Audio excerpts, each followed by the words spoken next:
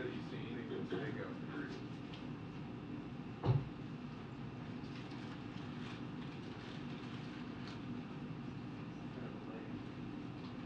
Yeah. Washed out.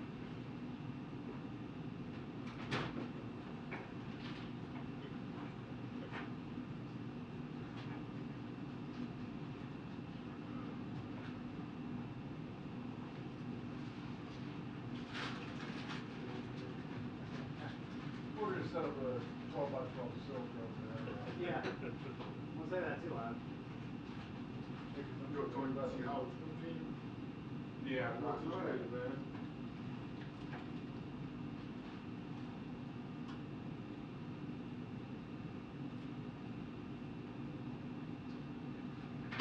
Trump wanted that silk. For real? When he did the departure comments and stuff. For the silk, huh? They wanted like 20-foot silk. We were like, well, the helicopter guy Blow it away.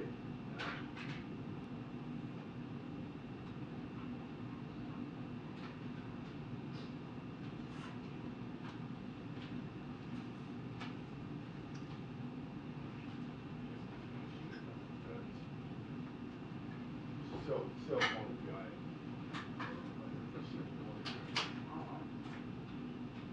It'll end up the same place either way.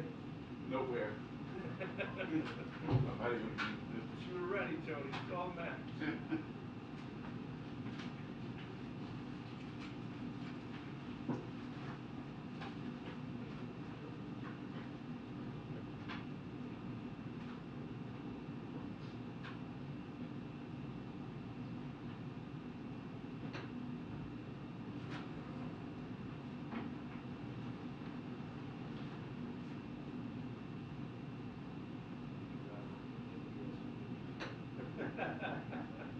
I'm just getting set. I'm gonna shoot it. I like to get that frame.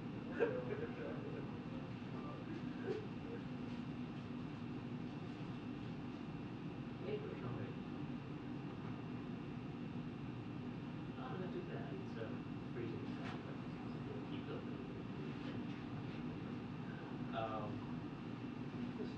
Anyway, so I just wanted to go over some stories that get you also. Yeah. Today's will be about this fundraising, which is like really bad. It was a total of 5. Lord Fresh probably put him in there, Nate. Really? Yeah, took Lord Fresh, because that's where he came from. He never stored it here. That's what the fundraising. That's how much you raise. Last one, you know,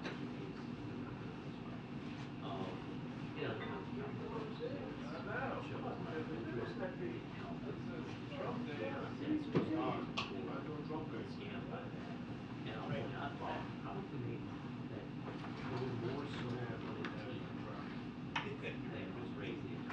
What they say, Nate? They said that, but I don't actually know where to. If they in fact It ain't like there's spare room. all right, so coming. What do you think?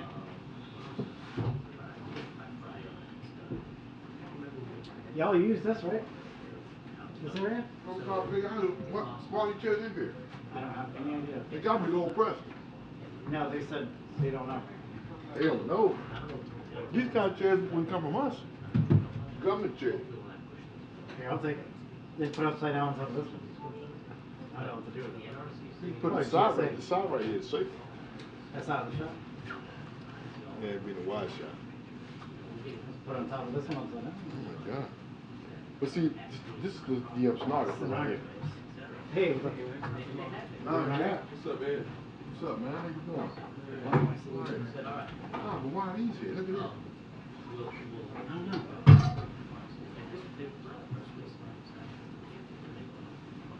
Hello, man. I don't know, that's my solution. That's deep, man. Deep in the deep, baby. I saw you playing some hoops yesterday. So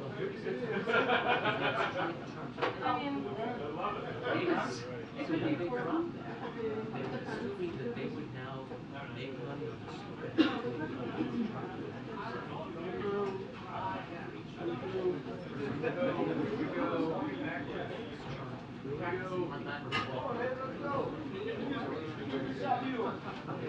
Yeah, that's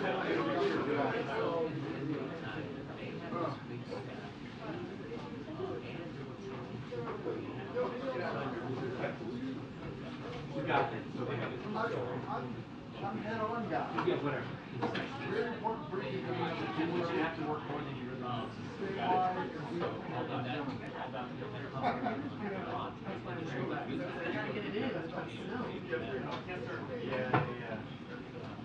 Hello. Right. Good, how are you? Good. Yeah, how did you inherit it? There was actually some, what they didn't say was kind of important, more than we've got. It is. But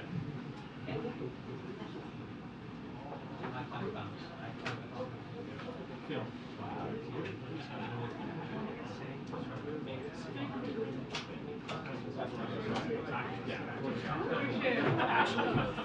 Sorry, you Oh, my bad. then I won't get up again. No.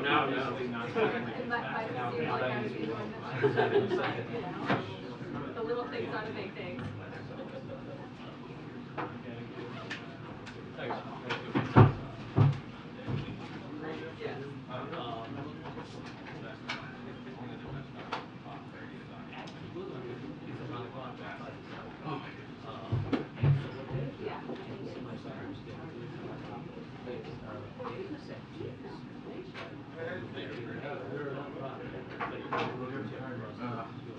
Yes. Yeah. Yes.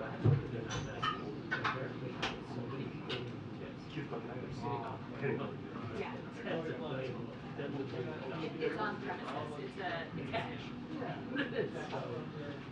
Oh, yeah. Yeah.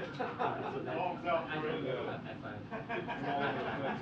it's something that I've I'm not trying four to. times. I got a question. While I was, I realized that people were donating less than 30 cents.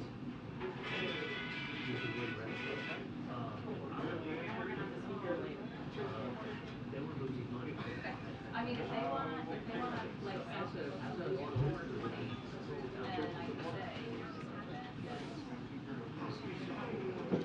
here's just happened, okay. Well, they're losing money. And I don't know if these people are doing this about it. Yeah. I don't know what else. Right.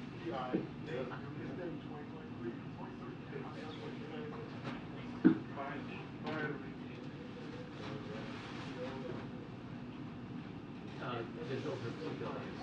What's up? No, they did not. Patrol is 29 cents.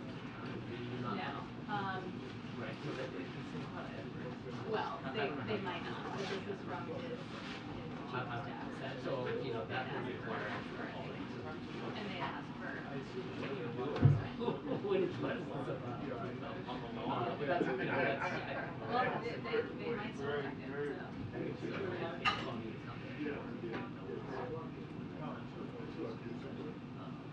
Yeah, I'll text him right now. So, I guess, business we put out to.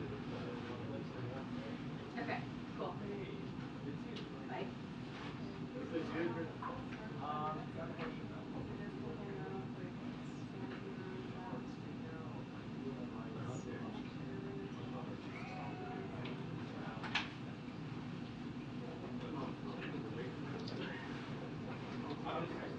No, that's fine. I want to get the And then, you know, I want to go ahead and go.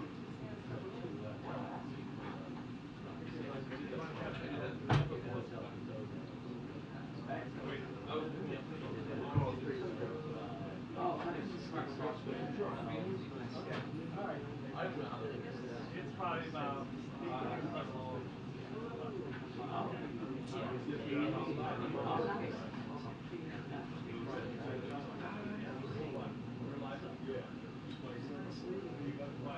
Yeah.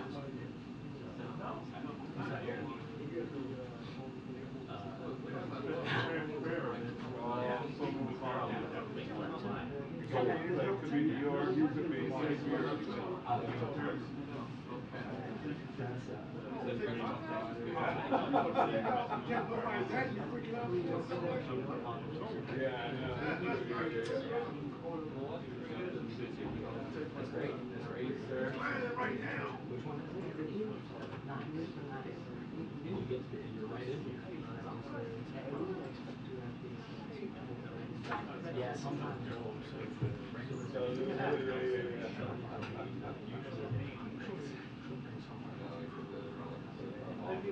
Sometimes you'll see, I mean, it makes it on.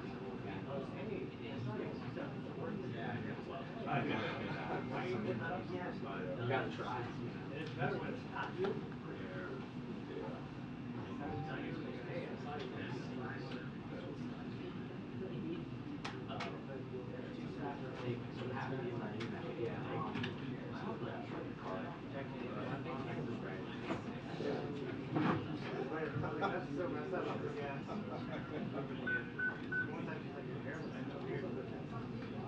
No, you're fine. That's why it looks weird.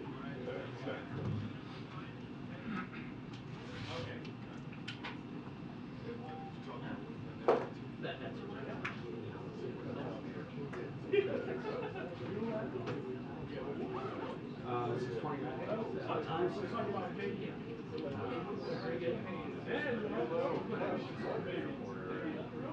At the steakhouse, where's the steak? It's never been. Yeah, it's been 2 years, right?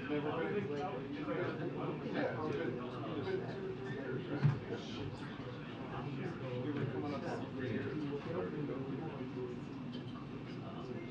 Wow.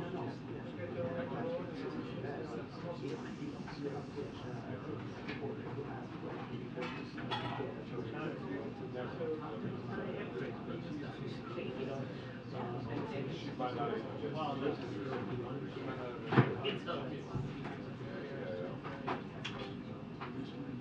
You said this camera out. It's going out, because I found one, but it's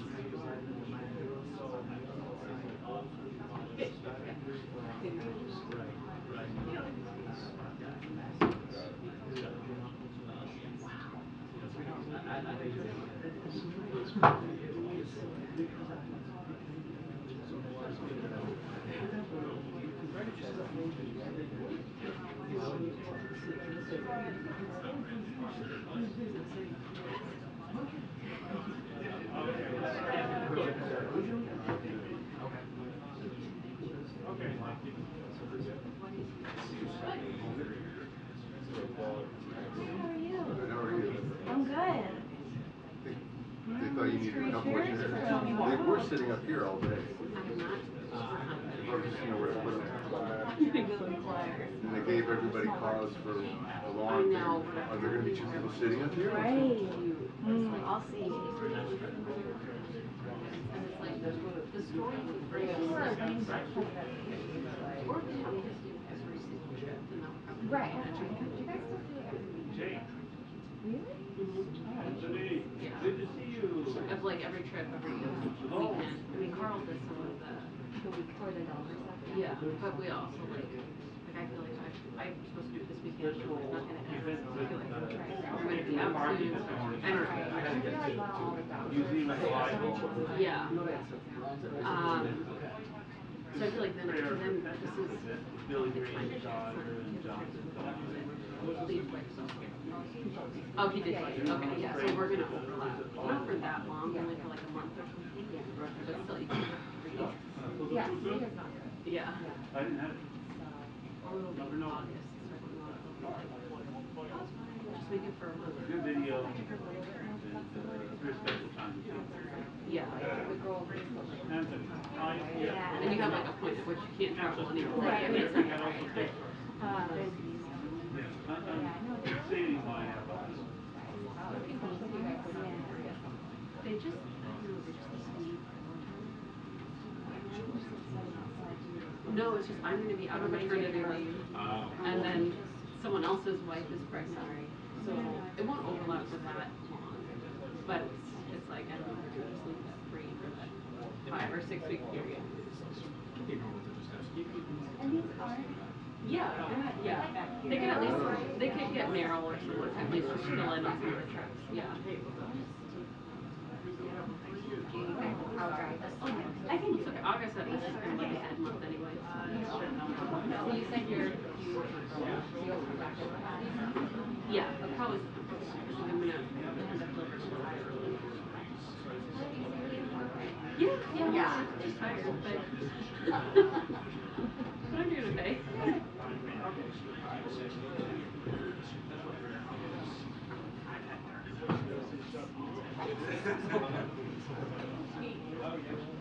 Key.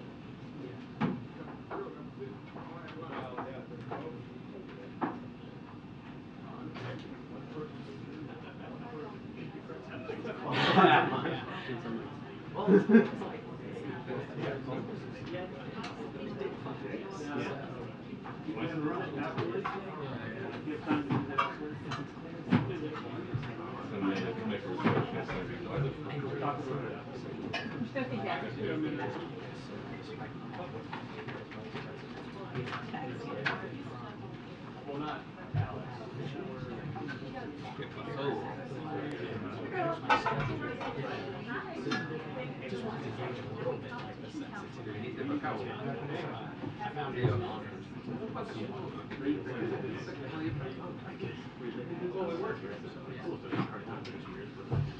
Yeah. That's, so yeah, that's one of my short scenes, but yeah, James Bond. I have no idea. Because if they used to go crazy, they're like, I'm secret.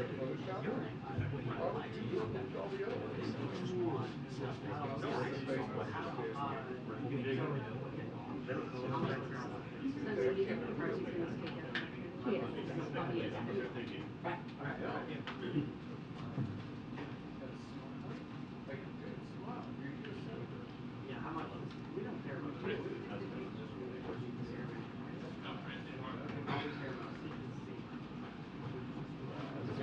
are you? Good to be back.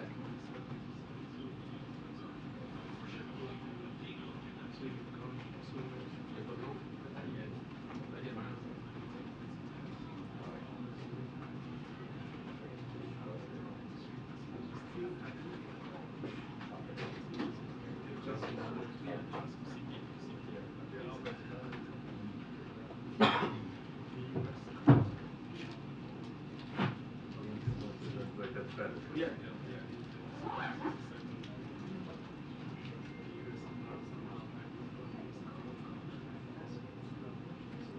That's something.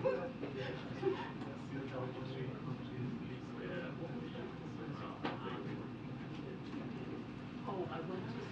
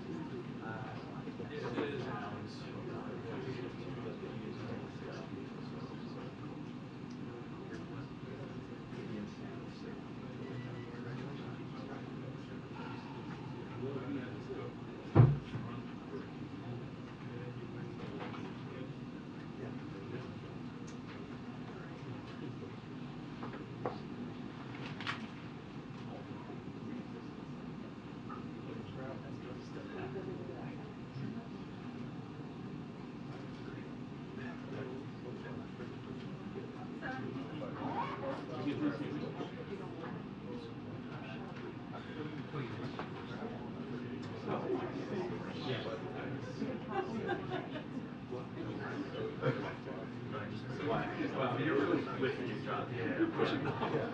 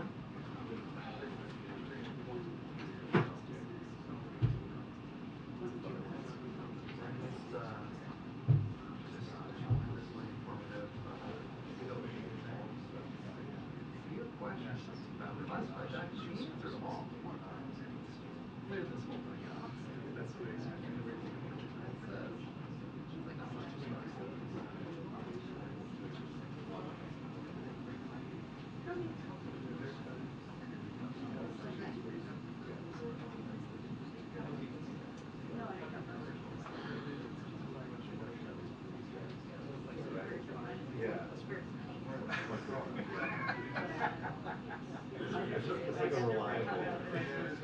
It's one of those things that happen a lot.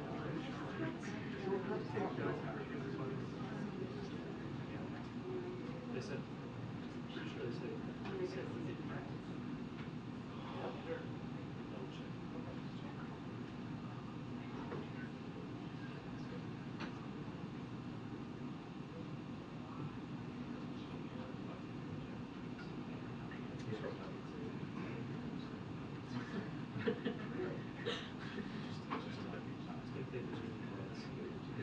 On Wednesday. Yeah. Or just briefly the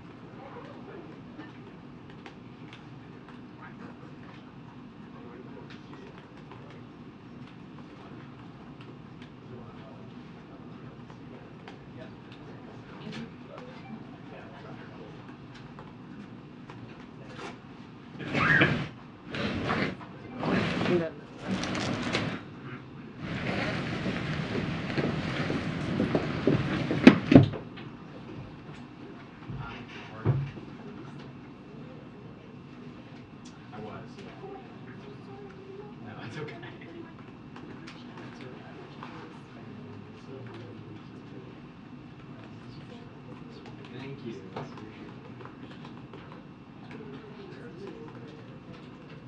Yeah, just for like this month. It was like January 4th, and I got back last week.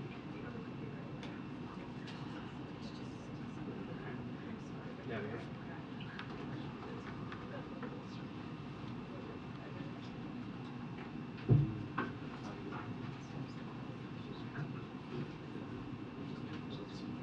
Total. Yeah, it can be normal 12 months. 30 weeks, yeah. Sure. Oh, geez.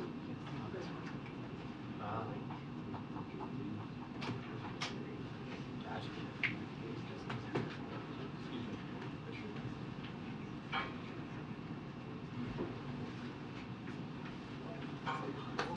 Excuse me. Sorry about that. Okay, gotcha. We haven't got. We haven't got to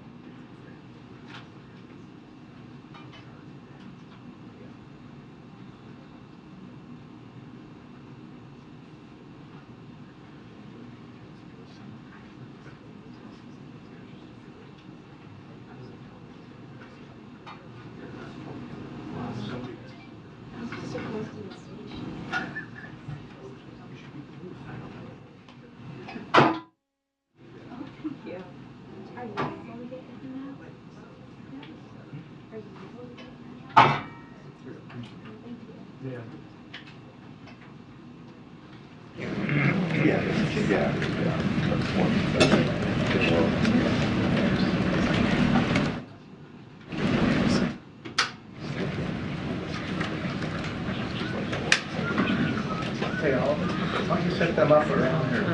It should. Small enough. Do you want to do that?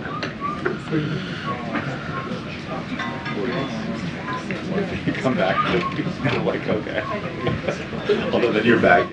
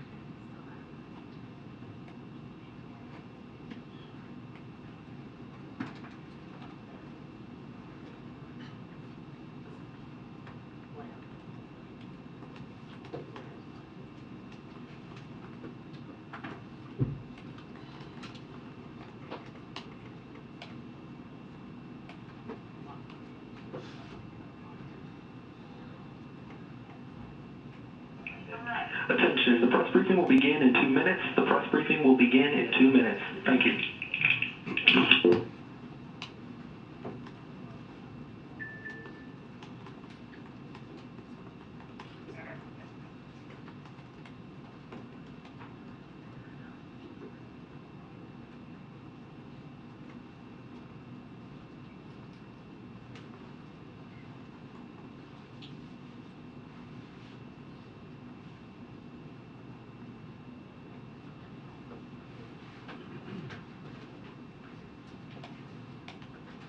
Sharpton's speaking right now.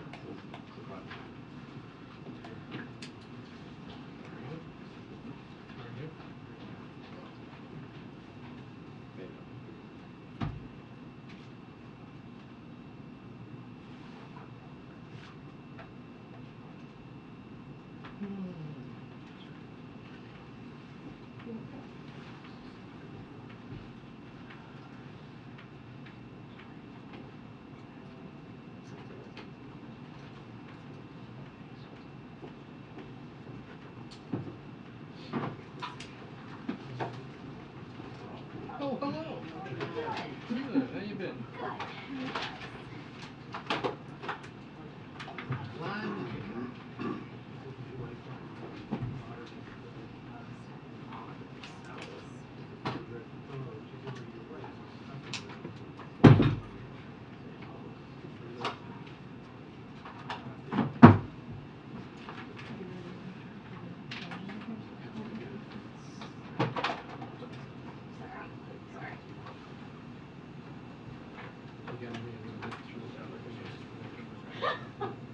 I hear that your daughter is friends with my brother's fiance's niece. His name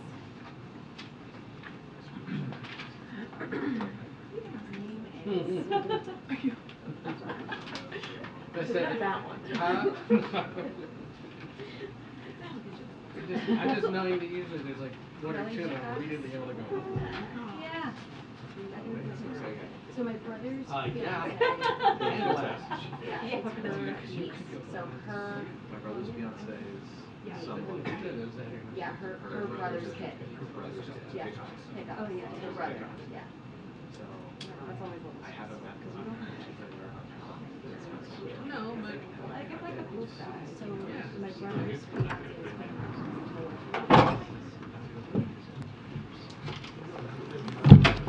Good afternoon, everybody. Today, the Vice President is in Memphis, Tennessee, to attend the celebration of life service for Tyree Nichols. White House officials, including Senior Advisor for Public Engagement Keisha Lance Bottoms and Senior Advisor and Infrastructure Coordinator Mitch Landrieu, are also in attendance on behalf of the administration. As you know, the President and the Vice President spoke to Mr. Nichols's mother and stepfather on the phone earlier to express their condolences and support. The President told Mr. Nichols's family that he would continue pushing Congress to send the George Floyd Justice and Policing Act to his desk. Last year, when Senate Republicans blocked that legislation from coming to his desk, President Biden took executive action, but as the President has said, there is no substitute to federal legislation. That's why tomorrow the President is hosting Representative Horsford and a small group of CBC members here at the White House for a conversation about the George Floyd Justice and Policing Act and other shared policies. And it's why he's continuing to call on Republicans in Congress to join with Democrats and ensure our justice system lives up to its name. I know you all just came back from the President's Competition Council meeting, so I wanted to highlight a few items that has showed some progress we've made on the President's competition agenda. Today's Consumer Financial Protection Bureau CFPB rule would save consumers as much as $9 billion a year in excessive credit card late fees. The NTIA report today provides recommendations to give consumers more control over their devices.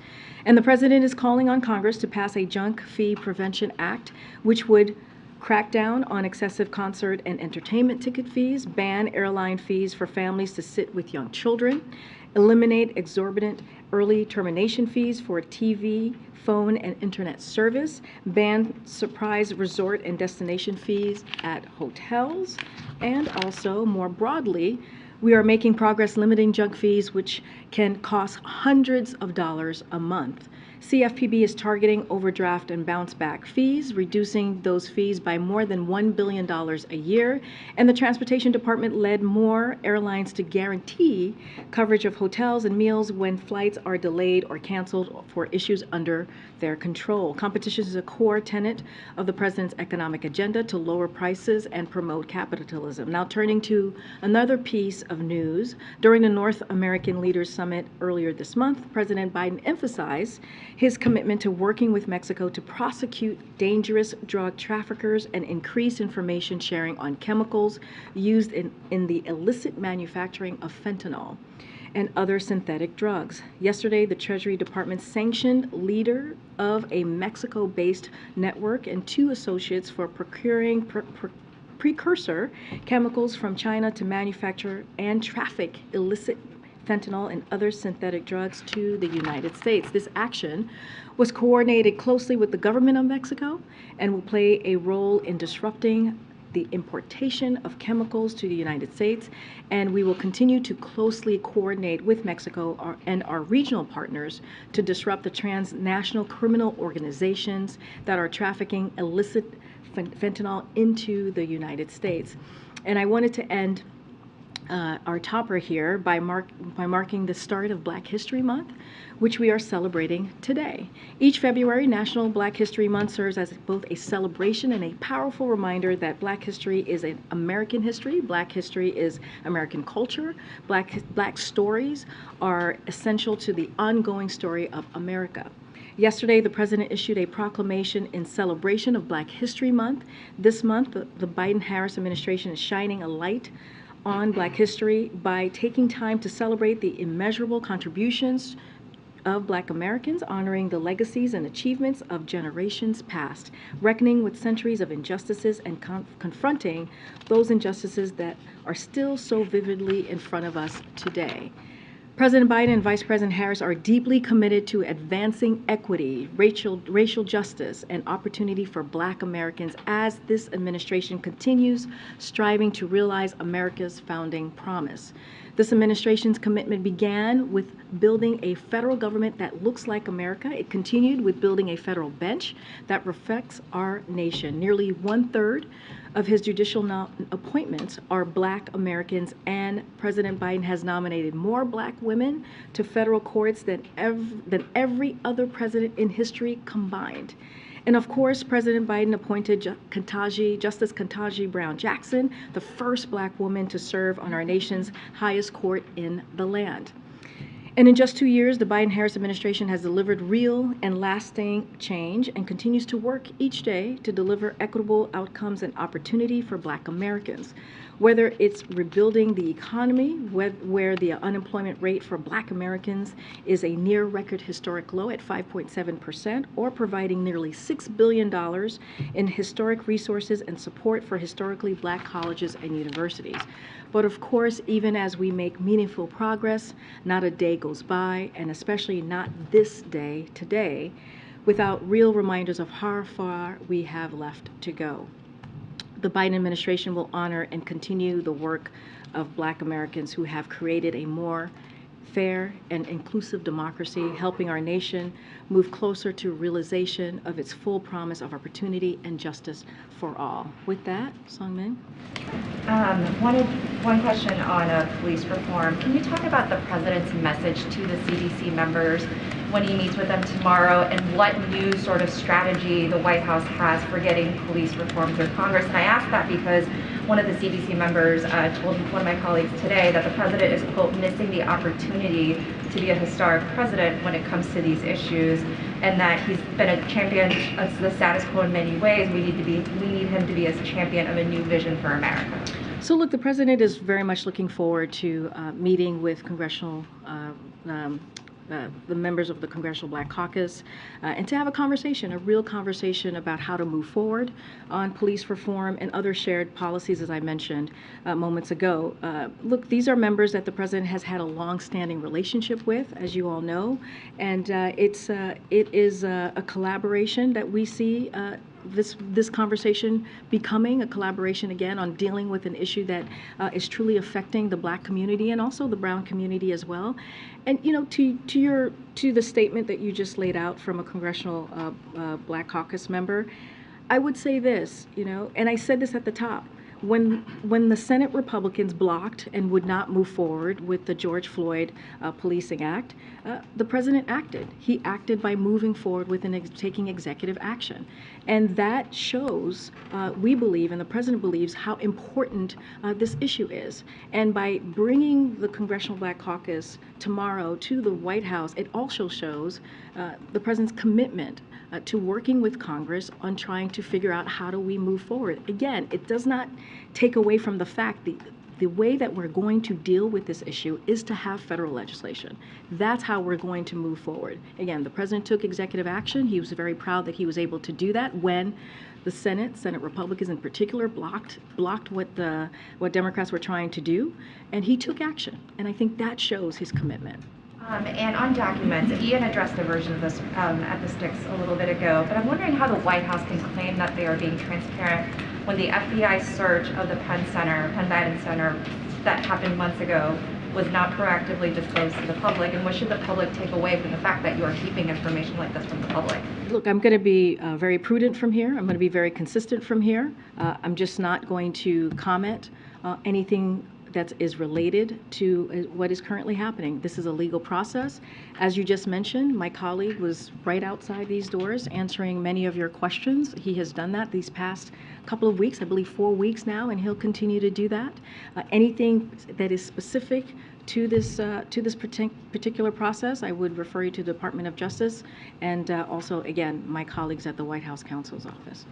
Just following up on that, I understand you're not going to discuss the details or anything, but just, is there a reason that 2 of the searches were disclosed and not the search of the Penn Biden Center? You mentioned this is a legal process. Is there a legal reason why you're disclosing only 2 and not what we know as a 3rd search? I'm going to refer you to the White House Counsel's Office. Okay, then another question on the meeting today with Speaker McCarthy. You know, given that the president has made it pretty clear he's not going to negotiate on the debt ceiling, what does he hope to get out of this meeting then? Look, we have said before, the president is looking forward to working closely and trying to figure out how he can deliver with Republicans who are willing to work in a good faith bipartisan way. He said that right after the midterm elections, and he will continue to make that effort. And you know, the president has been very clear about this. He wants to. They're going to talk about a range of issues, as you've heard me say, as you've heard us really report out from how we see this meeting moving forward. And look, he wants to hear from the speaker, what's his plan? What is his plan on the budget? What is his plan to really deal with what is at the top of the minds of the American people? How are we going to lower costs for them? How are we going to deal with the national deficit, which is something that the president has taken very seriously by in record fashion lowering the deficit by $1.7 billion. He wants to talk about that. He's always willing to have those conversations in good faith. And also he wants to see what their budget is. What is their plan? We've heard them over and over again talk about cutting Medicare, cutting Social Security. This is what we have heard from Republicans leading up to the midterms and then after the midterms. So, okay, what else are they going to be doing? What does that look like for them? The president did have some choice words for the speaker last night ahead of this meeting. He says he's made off-the-wall commitments to the far right. Was there any strategy in saying that ahead of this meeting? Is he trying to throw him off a little bit, or on the flip side, you know, is that really helpful to be talking like that? I will say this, like, we understand what the speaker is going through. He has a caucus that has put forth some pretty extreme ideas, some extreme options in front of the American people, cutting Medicare, cutting Social Security. That is what he's dealing with. And so what we're saying is that, okay, well, this is what your caucus is saying. This is what your conference is saying. What's your plan? And I think that's what he is acknowledging, really, what the speaker is currently dealing with. But look, you know, as we talk about the meeting that's about to come up very shortly and what they're going to discuss, again, a range of issues. The president had meetings, as you know, with the Democratic leadership just last week.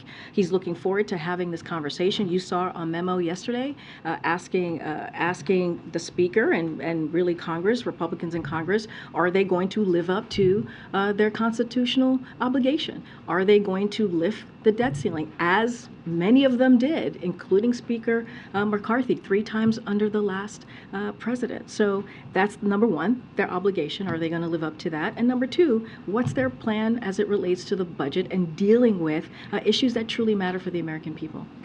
Karine, what is the current number of documents bearing classified markings that have been found in the president's residences and offices? I would refer you to the White House counsel's office. Okay. Ian just declined to comment on that as well.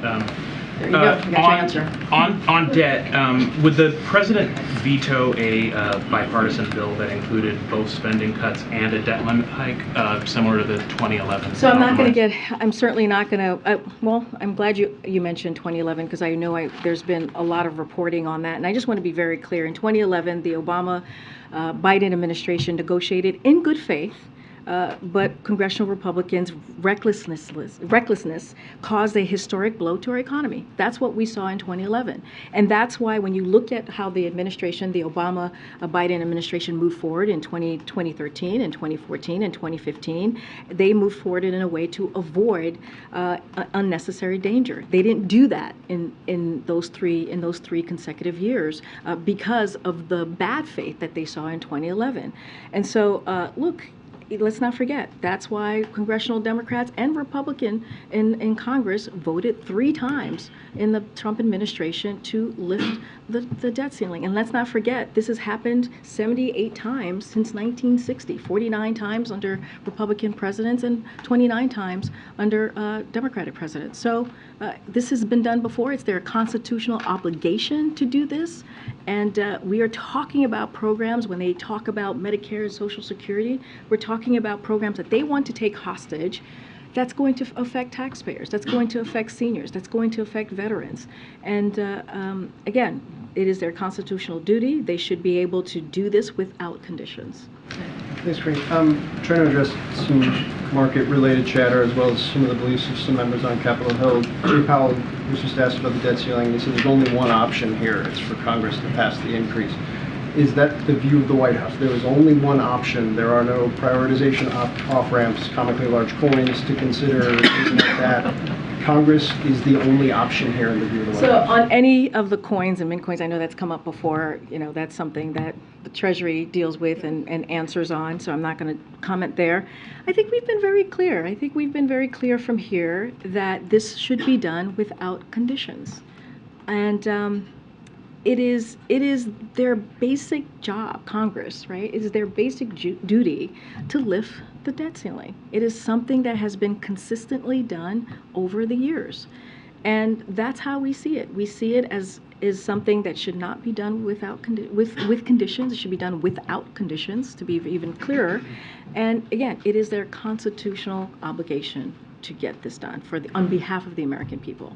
I understand that, and you guys have made that abundantly clear repeatedly. I'm saying, can you close the door on any other alternatives than Congress fulfilling their constitutional obligation? Look, what I'm saying is we've been very clear about when we've been asked if there's going to be if there's room for negotiations, we have said this should be done without any conditions. There should be a way to go around this to get this done. This is something that Congress should act on. Now, and I've mentioned this a little bit, which is as it relates to lowering the deficit, and that being a top priority for this president and has been throughout the last 2 years, he is willing and happy to have a good faith conversation with anybody who wants to talk to him about ways to do that. And that's why he's been able to, in the last 2 years, we've talked about it, I just mentioned it, in record fashion, $1.7 trillion, which is the largest decline in American history. That's what the president has been able to do.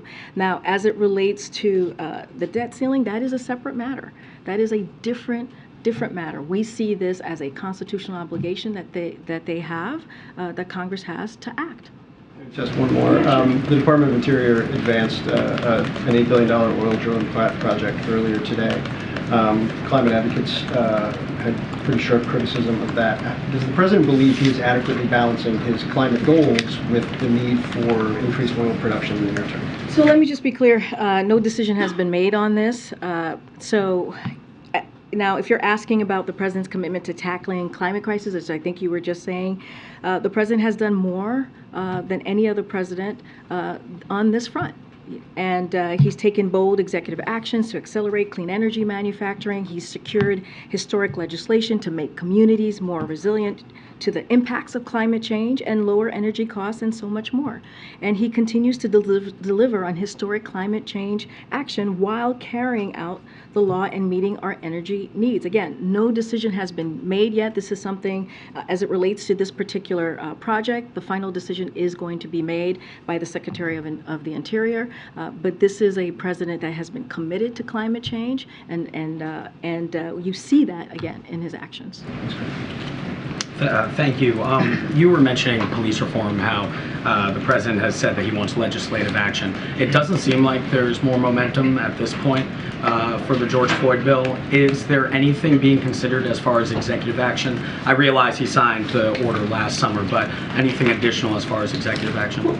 Let me just say a couple of things here, because I think people forget what the executive action did and that the president took. Again, he took this step when Senate Republicans blocked the George Floyd Policing Act and would not move forward with something that's incredibly important. So if you look at the executive action, it resulted in immediate changes like mandating stricter use of force standards and body-worn cameras. It banned chokeholds and restricting no-knock warrants at the federal level. It set the new standard for effective, accountable policing at the federal level as well. It also incentivizes reform at the state and local level through grant making and accreditation standards.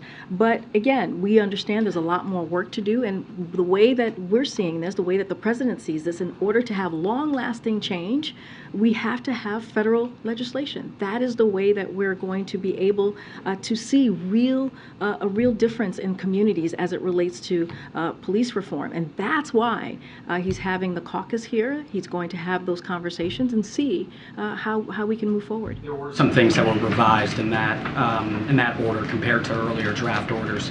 There were, on use of force, it originally said that officers would only be able to use deadly force as a last resort. That was changed to when necessary as well. So it did revise, but there were additional things that some criminal justice advocates were calling for as well. So is there anything additionally, noting what's in there, that's being considered in case we don't see Congress move? So again, the president has taken this very seriously by putting forward an executive action. As you just laid out, we went back and forth and talked about what was in the executive action, but he truly believes in order to make real reform here, we have to get Congress to act. And this is a president that has been told many times, you cannot get this done, you cannot get that done, and we have, And if you look at the last 2 years, I think more than 250 pieces of legislation that became into law were bipartisan. Some of the most important historical pieces of legislation that it's going to really help Americans as we talk about the economy, as we talk about not leaving anybody behind, was done in a bipartisan way. Think about the bipartisan infrastructure legislation, right? For example, you think about the CHIPS and Science Act that's bringing back manufacturing back into the U.S. Those are important steps that was led by this president. So again, it's not going to stop him just because we may be hearing naysayers or people are saying that we're not going to get this done. Doesn't mean that the president is not going to continue to work really, really hard to make this happen. Just one more. Does he support a pattern and practice investigation into the Memphis Police Department? I'm just not going to get into any specifics as to what's happening currently in Memphis. As you know, there's an ongoing investigation. That would be Justice Department, though. That would be. Look, the Department of Justice is dealing with they're doing their own investigation. As we know, authorities are doing their own investigation. We're just not going to comment on anything specifics as that is going on.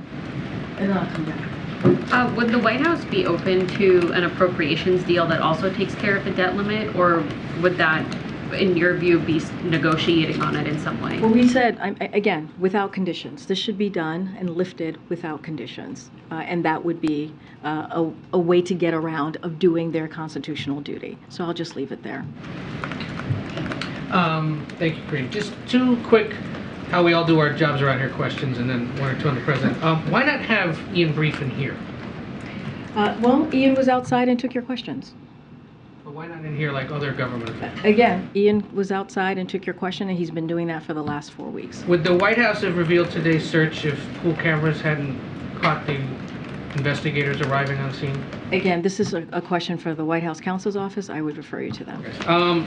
Today's perhaps the best example yet of the new era of divided government, when there were Republican oversight hearings being held today into the administration's border security and pandemic policy, president's meeting with the speaker. Can you remind us, what is the level of cooperation or legitimate back and forth you're willing to have with a Republican-led House when they're holding these investigations? Say that. Say a little bit more, so I understand. Okay. Border security policy is one thing. Pandemic policy, how money was spent, is another. What does the White House consider to be the kind of oversight and inquiries from congressional committees that you're willing to engage in, and what is not? So look, as it relates to the Oversight Committee, and I've said this many times before, look, we're willing to work with Republicans, House Republicans, on important priorities that matter to the American people, like lowering costs for Americans, as they said was really important going into the midterm elections. That's what we want to focus on. We want to focus on the priorities that matter to the American people. We're not interested in engaging in political stunts, and we want to move past the constant political warfare, as we continue to see from Republicans, sadly. And again, let's not forget, when Americans went out to vote in the midterms, they said they wanted to see less of that. They actually wanted to see bipartisanship. As it relates to any specifics to the Oversight Committee, I would refer you to my colleagues at the White House counsel's office. There was a local news report that various versions of the so-called beast that the president is driven around in don't include the taxation without representation license plates that Presidents Bill Clinton and Barack Obama used and Presidents Bush and Trump did not. Is there any reason for that, or does the president plan to start using them on the beast? So I saw some of those some of that reporting. You have like I know you have a look. You just looked over at Mary. Mary looked over to you, and I don't know what's happening. But look, I have to run that down as to the beast and why it may not have those plates. But what I can tell you, and the president's been very consistent since the campaign, that we strongly support the DC statehood, and that has not changed. But I'll run that down to see about the plates on the beast. And January came and went, and there was no physical for the president. Is there a plan for that? That is a very good question. I'm glad you asked it. Just to answer that question for you, the president physical will be completed February 16th and released publicly in the same manner as it was back in 2021. So we have a date for you. We wanted to make sure we had a date for you. Yes, and just to give you a little bit more of information, I know folks were wondering why it hasn't happened yet. This was literally a matter of scheduling around what has been an incredibly busy schedule for the president the past several months, evolving travel schedule in recent weeks, as you all have seen for yourself. But we have a date in the books, and so wanted to share that with all of you. Thank you. Thank you. I wanted to ask you about the India-US initiative of critical and emerging technologies which were launched yesterday. NSA Sullivan said that it is the next big step in the relationship, and he also said that this is an initiative led by President himself. Can you let us know what this president thinks about it, why he's launching the initiative, and why this is called the next big thing in this relationship? So as you know, the president and the Prime Minister Modi, announced this initiative back when they met in a meeting in May of just last year, 2022, and that was in Tokyo, as you all know, and directed their national security advisors to spearhead our partnership in critical emerging technologies. And the president believes this initiative that you just laid out is key for the U.S. and India to create a democratic technology ecosystem and reinforces our democratic values and our democratic institutions. So we see this as an incredibly important initiative and a partnership that we have with India. We made our announcements yesterday in defensive innovation, semiconductors, space, 5G, and STEM talent, and we look forward to building on this momentum in the upcoming months and years. So again, an important partnership and initiative between the two friends to two countries. Who are Is it clearly also friends. aimed towards China? So look, I mean, you can't ignore the geopolitical context that we live in, as you asked me about China, but this initiative is not about any country or one country. It truly is about something bigger than that, a relationship between two friends, two countries who have been partners for some time. So look, as two of the world's leading economies and democracies, it is in our interest to strengthen this partnership and deliver for our people, and when you think about the economies and the people around the world. So we think this is an important step forward, and we'll continue to grow on this initiative. Thank you. One more on the deficit reduction talks as it relates to the debt limit. So is the position of the White House that you don't want to negotiate obviously on the debt limit? That needs to happen. You say Congress needs to do that without conditions. So would that mean that any bipartisan proposal that the president agreed to as it relates to deficit reduction or debt reduction would have to happen after Congress raised the debt limit?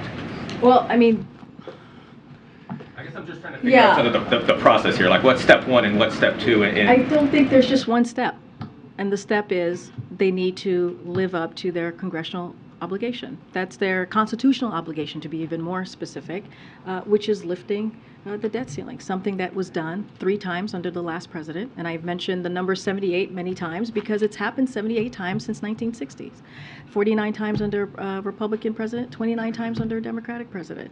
This is something that the Speaker himself voted on 3 times in the last administration. So there's only one step here, and the one step is to do this without conditions. The president has said, and you have said from this podium, that he is open to these negotiations and potential legislation, right, on deficit and debt, right? When we're talking about the national deficit, when we're talking about lowering that, the president is willing to have a good faith conversation, which is something that he's prioritized, right? We mentioned the $1.7 billion that he was able to lower the deficit, and because of the economic policies that he's moved forward with. So he takes that very, very seriously. Now, if they want to have a good faith conversation about that, he's willing to listen. But right now, all we have heard from the Republicans in the House, to be very specific, the extreme Republicans in the House, to be even more specific, is that they want to cut Medicare, they want to cut Social Security, hold that hostage, which is something that should not be done. It would lead us into chaos. So it is a direction that we think is wrong, a direction that should not be taken. We think that when it comes to lifting the debt ceiling, it should be done without conditions. All right, I'll come back down.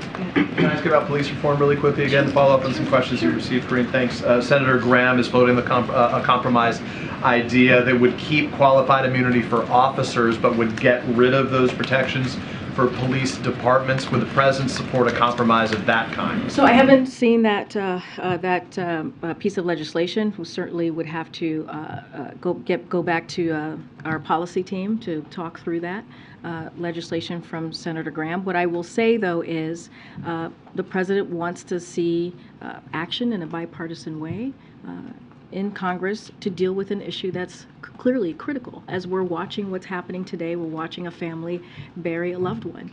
And he believes the way that we're going to make transformational change on this issue is to have legislation. I don't want to speak to something that I have not spoken to the team yet. It's possible the George Floyd Justice and Policing Act, it doesn't have to come in the version that it pre-existed in, right? You guys are open to some changes to that? Is that a yes? I mean, look, if it's in a bipartisan way, if it's Republicans joining Democrats in a real way to bring forth transformational change, we are willing to have that conversation. Look, tomorrow's caucus is going to be very important as well.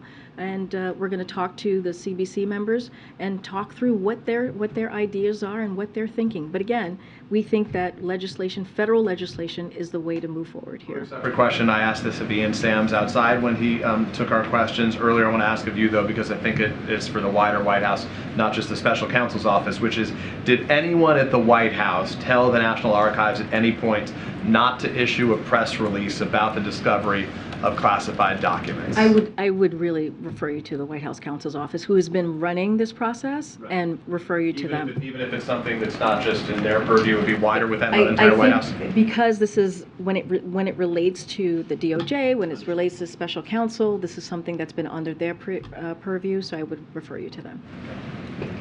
Thanks, Karine. On the show up to work telework bill, I wanted to see if you could tell us what the White House's position is on that piece of legislation. It seeks to end telework for federal workers, so they'll go back to work in downtowns, and whether or not President Biden would veto it should it pass. So a couple of things. I just want to take a little bit of a step back and kind of take us back to when the president first walked into this administration, and what he had to do and was able to do was really do a whole of government process in dealing with COVID and what we saw at the time. And he put forth a comprehensive way to deal with making sure that people got their shots in arms, right? Making sure that what we saw with schools being closed, small businesses being closed, he was able to move forward with the American Rescue Plan, which was only voted out of Congress by Democrats. And what we were able to do is open the country, reopen the country. Small businesses are booming, as we saw a record number of small business applications which we announced about 2 weeks ago. And now COVID-19 does not determine how federal agencies work and serve the public because of the work that this president did on day one. And so our view is that the agency decisions should be guided by a focus on delivering results for the American people. That's how they should move forward. Like other major employers and federal agencies are making those decisions based on their performance goals, not only to increase efficiency and effectiveness, but also to remain competitive in the labor market. So we're committed to working with anyone in Congress to continue strengthening federal agencies. We think that's incredibly important, and the federal workforce in order to deliver on their missions and serve the American public. That's what we think the criteria should be. We've explained our thinking, how the president sees this, and don't have anything to share specifically on the Show Up Act, but we believe that there are ways that federal agencies should be able to track their performance and continue to deliver for the American people, and that's how we think this is the most important way to move forward here. Particularly given that the administration announced it's going to be ending the state of emergency on COVID, that there would be a desire to get federal workers back in the office. I just don't have anything specific. It's on that particular questions. We again think that decision should be guided by agency. That's their decision to make. On one other topic, on Russia, does the Biden administration believe that Russian and Belarusian athletes should be able to compete in the Olympic Games in Paris in 2024? So I haven't talked to my colleagues at NSC. Would like to get a sense of where they are. Have not heard any real reporting or had any incoming. So let me just talk to them and see where we are with that. We can circle back. Okay, great. Thanks, Karine. A couple of weeks ago when the mayors were in town, the president said he looked forward to an honest debate with Republicans on entitlements. The House Speaker on Sunday on Face of the Nation was asked if he was going to propose cuts to Medicare and Social Security, and he said no. He said he would take that off the table. He was asked completely, and he said yeah. So is it your sense, is it the sense here that the House Speaker's not being honest when he says that? I think it's more of like there are some facts out there, right, that we can easily point to, like this administration can point to. And I think I did a little bit of that last time. And so if you look at McCarthy's Republican conference, especially the extreme part of that conference, and McCarthy himself voted to raise the retirement age and Medicare as we know it. That has been historic. Like that, those are the facts. And just last year, the Republican Study Committee, which includes most House Republicans, reiterated those calls to cut Social Security and Medicare. When Republicans call for these cuts, they do so under the guise of strengthening the programs.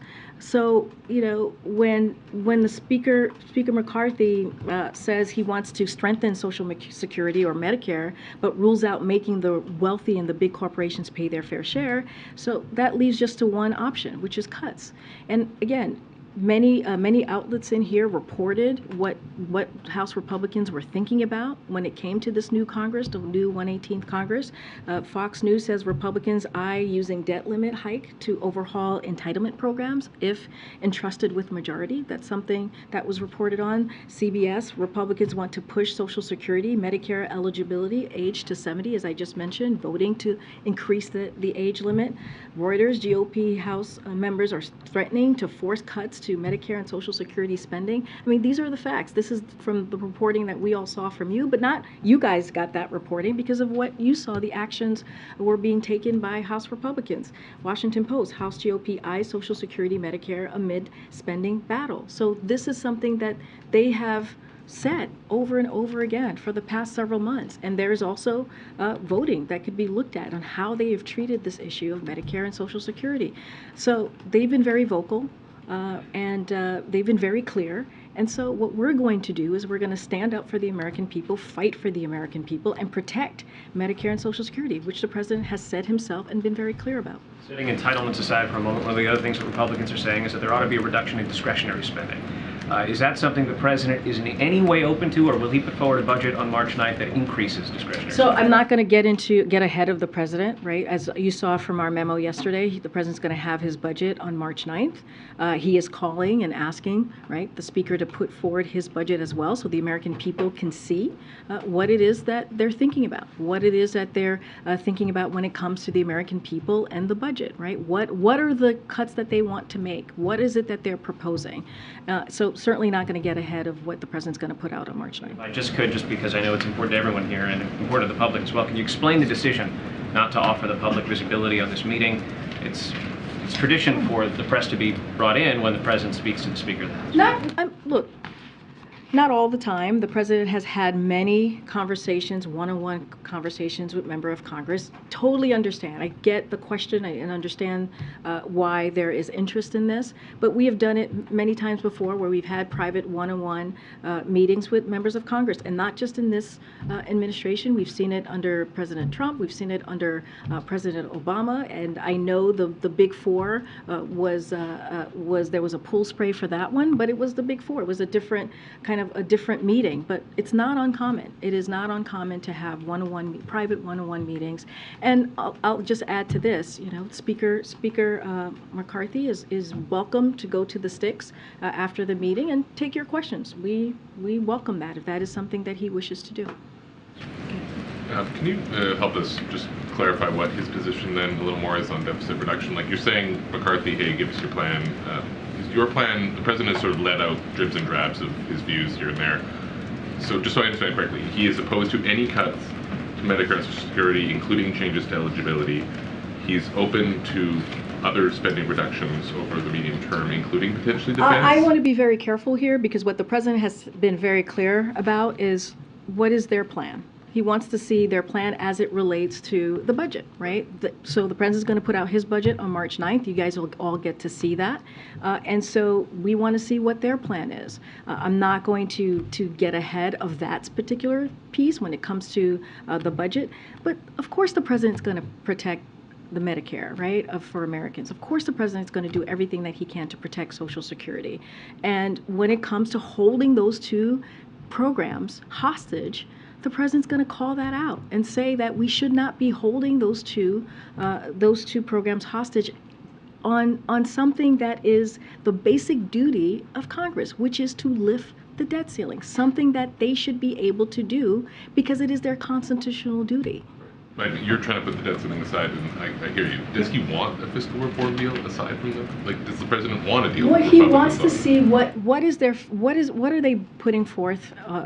What is their idea of dealing with fiscal priorities? What does that look like for them? So that's what he's going to ask them for, which is what we did in our memo yesterday. He wants to see what is it that they're putting forward. Trying to ask what it is you're putting forward. Is this like revenue is part of that mix as well? Will we talk to Kevin McCarthy about, hey, these are the taxes we want? We can shrink the deficit that way too. We want to see, we have been very clear when it comes to Medicare, when it comes to Social Security, right? That should be protected. We're going to continue to fight for that. And we've been very clear when it comes to the debt limit, it should be done without conditions. We've been very clear, and we should not hold those two programs and others, not just that, hostage, right? Been very, very clear about that. On March 9th, the president's going to put forth his budget. You're going to see how he sees the budget moving forward in this fiscal year, and so I'll leave it there. And then again, as I said in the memo, you guys read it from Brian Deese and others, that we want to see what their plan is. And with the public health emergency, just to be clear, is it the administration's plan to lift Title 42 on May 11th when the public health emergency underpinning it is lifted?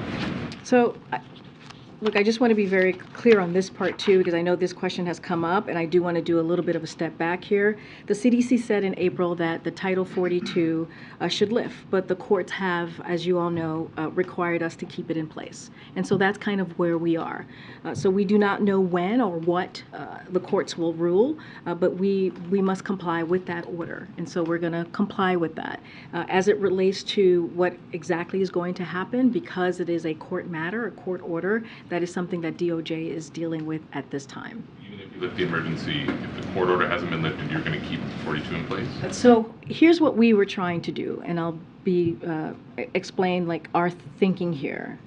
So what House Republicans were trying to do is they were trying to really barrel toward abruptly and immediately ending Title 42. And what we are trying to do was to make sure that there was an orderly process to manage this manage the situation at the border in a way that was, again, orderly and effective. And what they wanted to do is to end something overnight, which would have created chaos. And so that's why we have been very clear about doing this when it comes to Title 42, doing this in a safe and orderly way, and coming up, we are putting forward alternative priorities, alternative ways to dealing with the border, and so that's why we moved in that way. That's why we were very clear about what we're trying to do these next couple of months. Now, as you're asking me about the date, if it's going to happen or not on that particular date, again, there's a court order in place that, as you know, that was very clear that DOJ is taking on, and so I would refer you to DOJ about what will happen because of that court order. Thank you so much. Two domestic questions today. First of all, when the President meets with Speaker McCarthy, what are the specific areas of bipartisan cooperation that he's going to focus on, aside from, the debt ceiling? So there's going to be a range of issues that they're going to discuss. You'll hear from the President afterwards. We'll have a readout of the meeting. You'll probably hear from the Speaker if he is going to go to the sticks. You guys can all ask him questions. Don't want to get ahead of a meeting that is probably underway, I believe, and just don't want to get ahead of it. But again, it'll be a range of issues that the President thinks is important to work with Congress on, with the Speaker on, but just don't want to get ahead of what is going to be discussed specifically. Zooming out on the Tyre Nichols funeral today, people both inside the United States and outside are looking at this killing and asking, is the United States a racist society? I'd like to hear your thought on that, and also what the administration is doing beyond just police reform, qualified immunity, those discussions, what the U.S. is doing holistically, what the administration is doing holistically to address that perception. So at the top of the briefing, you heard me lay out how important this month is because it's Black History Month, and how important it is to see Black Americans and lifting up the contribution of Black Americans, and also understanding that their culture, when you think about Black culture is also American culture. When you think about what they've been able to, what the Black community has been able to contribute to the history of this country, they've been able to contribute in many different sectors of America. And so that's something that's really important that we will continue to lift up. There was a memorandum that was put out by the President.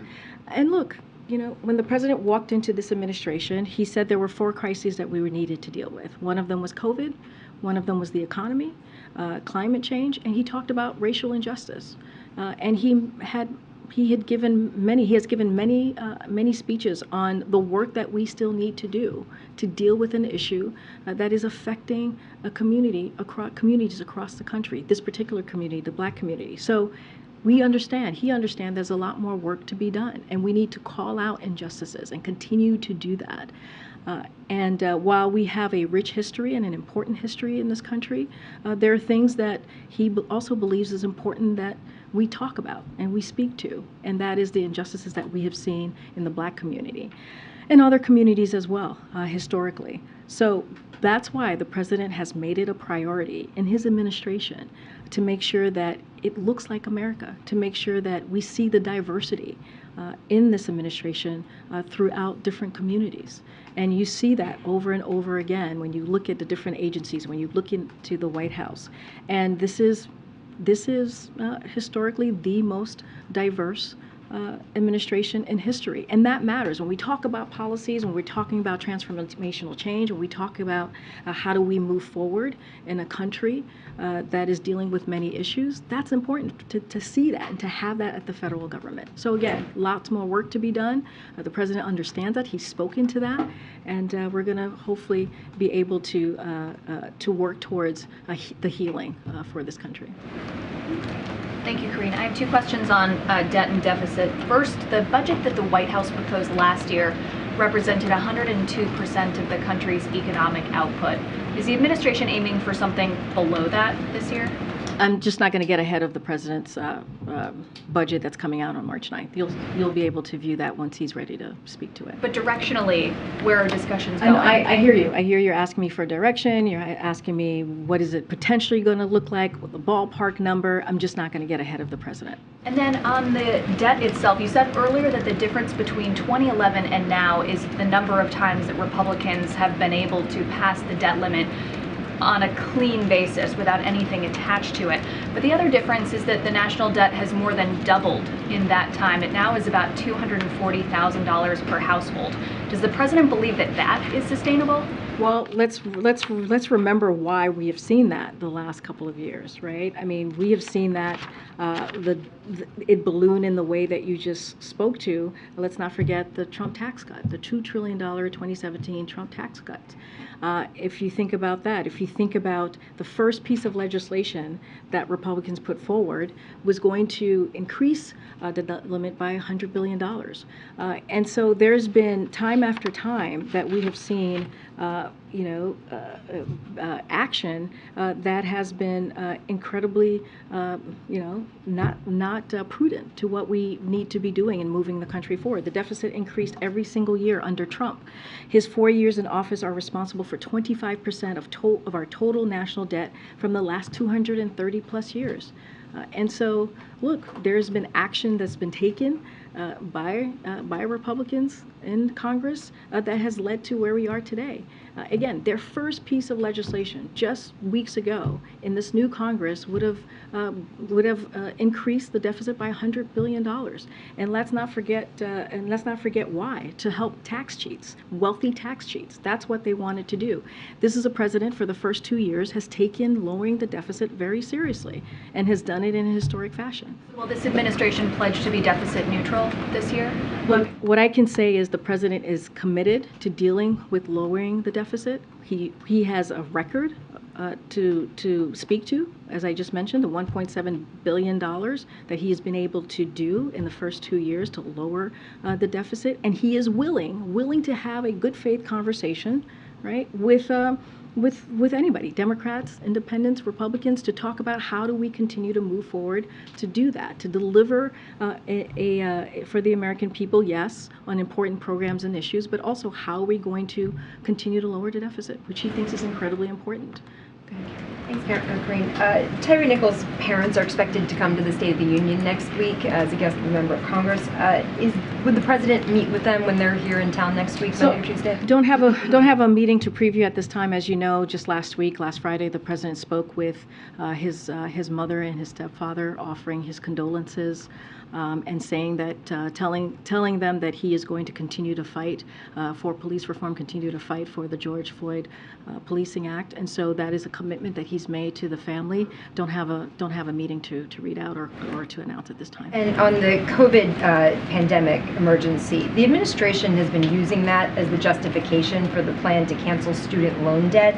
Does ending the COVID emergency undermine the student loan plan? So we see that very, very differently. As we've talked about before, I think I've been asked this question before. So we're not using any emergency power.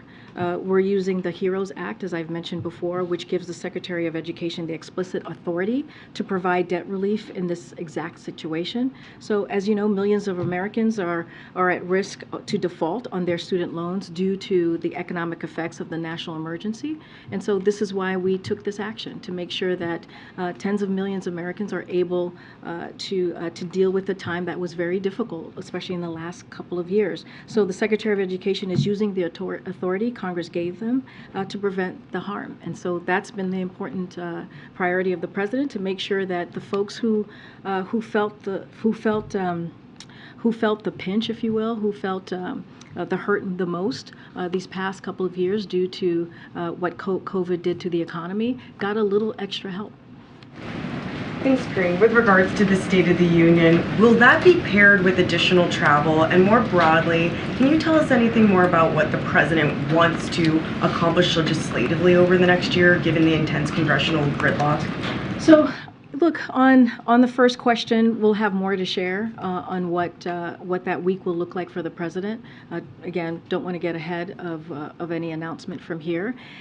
As far as legislatively, look, the president has been very clear after the midterms, and this is a president who's talked about throughout his career working a bipartisan way with Congress on delivering important programs and important initiatives for the American people. That is something that he's going to continue to do, and it won't stop him. He's done that the first 2 years. I talked about 250 plus pieces of legislation that's become law that the president signed. So clearly that's something that the president is committed to. He's going to have this conversation with Speaker McCarthy, just like he's had a conversation last week with the Democratic leaders, and they're going to try to figure out how can we work together in a good faith way. Again, not going to get ahead of the president's State of the Union speech. You'll hear from him. You'll hear from him talk about optimism, talk about possibilities, which is something that you've heard the president speak to, and how optimistic he is for the future of this country. He'll talk about his economic policy and how it's delivered these last 2 years, and he'll lay out what he believes his legislation plan is going to be for the American people. Certainly not going to get ahead of that at this time. And last year, on January 19th, the president had a solo press conference. Does the White House anticipate that there will be a press conference where reporters might be able to ask him about those plans that you just mentioned anytime in the near future? Don't have a press conference to read out to you at this time. Okay, thanks, Karine. Boris Johnson is in town talking about aid to the Ukraine. Is he going to meet with the president or anyone at the White House while he's here? Don't have a meeting to read out at this time or on the president's schedule with Boris Johnson. Thanks, Karine. I have one quick one on documents that went to student loans. Understanding that you can't tell us why the FBI search at the Biden Center wasn't disclosed previously, and that Ian Sams has referred to questions about the National Archives possibly being blocked from sending a press release to DOJ. Understanding you can't talk about any of that. Can you assure us that the White House has been and continues to be as transparent as possible, meaning that where there haven't been disclosures, something has prevented that? What I can say is what the president has said many times, and you've seen it in our statements, is that we are cooperating fully. The president and his team is cooperating fully, and we will continue to do that. And I'll just leave it there. On student loans, does the White House believe that the president or administration can continue to use emergency powers after the emergency is over? So providing debt relief or pausing loan payments as it relates to the student loans does not require an ongoing and national emergency. And I just laid out for Karen how we see this process, and talking about the HEROES Act, which was a authority that was given to the Secretary of Education through Congress, and that's how we're moving forward there.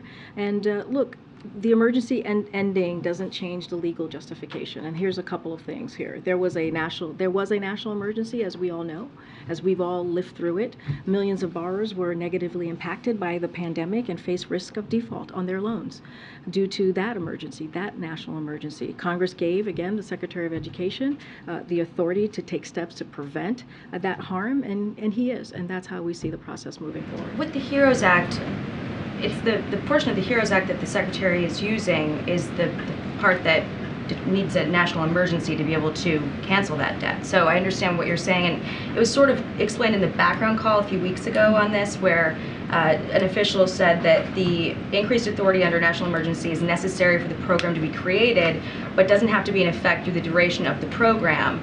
And the reason I'm asking is that interpretation could potentially allow for policy effectuation beyond the emergency. So at what point is someone not worse off after a pandemic? How are we determining I mean, just getting back to, I guess the crust of your question is that we don't need an emergency power to use the HEROES Act. It is an authority that was given to the Secretary of Education, and he is using that authority for a moment that we believe the American people really need it. After these last 3 years, after dealing with what many dealt with a national emergency that was to them, right? Something that was caused them harm, and so this is a way to help tens of millions of Americans who need a little extra help, and so that's what the Secretary of Education is doing. Does the HEROES Act though require the national emergency for the Secretary to use it? I know we're splitting hairs here, but what I'm getting at is, yes, there was a national emergency. Yes, the administration used the HEROES Act because of the national emergency to cancel student debt. And I understand that the position that the administration staked out in the DOJ brief is that it doesn't have to be in effect to do the program. But my question I'm getting at is, when do you stop being harmed by the pandemic? How are we measuring it? That's a good question. Look, it's not any emergency power. It is, again, something that the Secretary of Education gets to. The HEROES Act is something that is in his purview, that he's able to use, an authority that he's able to use, and that's a decision that the Secretary of Education is going to make. As you remember, the debt relief was being used at the same time that we were going to lift up the pause, right, for payments, and so we believed as that was going to happen, we needed to do something to help tens of millions of Americans out there. Again, this is an authority that the Secretary of Education has. It's not just any kind of emergency power. This is a power that was given to the Secretary of Education by Congress that he's using in a way to make sure that Americans out there who have been harmed get a little bit of extra relief. Final point on it. I gotta move on. I gotta move on. I really gotta move on. Way in the back. Yeah. Thank you, appreciate it. Does the president see the current rate of spending at the federal level as a problem? And if so, what spending cuts would he support? I mean, look, I just talked about what the president has done the last 2 years, right? By lowering the deficit, right? Cutting the deficit by $1.7 trillion. So yes, so that is something that he took very seriously and took action to make that happen. If you look at the Inflation Reduction Act, the Inflation Reduction Act is going to also lower the deficit by hundreds of billions of dollars. That is important as well. Every piece of policy, he has done it in a really responsible way. Every legislation that has been passed by Congress, that has been led by this president, he's done it in a responsible way. So yes, he thinks it's important for him to do his job and the best that he can to really address the deficit. And I'll add this as well, and I've said this multiple times at this podium today, which is that he is willing to work in a bipartisan fashion, in a good faith fashion, with anybody from Congress who's willing to continue that work that he has done to build on that historic record that the president has made. So I'll leave it there. Thanks, everybody. I'll see you tomorrow. Karine, will the White House let us know what time the McCarthy meeting began? Yeah, we will. Thank you.